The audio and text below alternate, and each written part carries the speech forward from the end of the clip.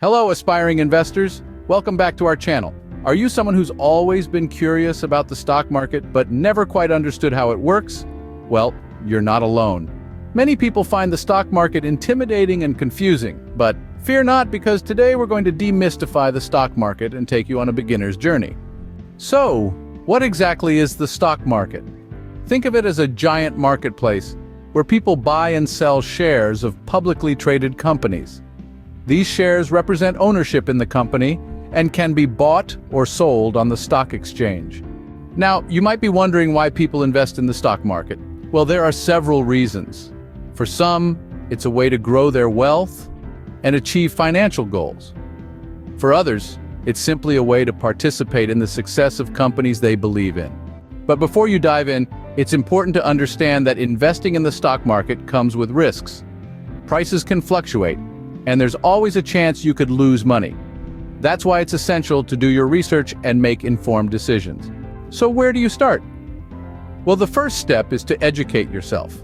Read books, watch videos, and follow financial news to familiarize yourself with the basics. It's also helpful to set specific investing goals and determine your risk tolerance. Once you're ready to start investing, you'll need a brokerage account. This is where you can buy and sell stocks.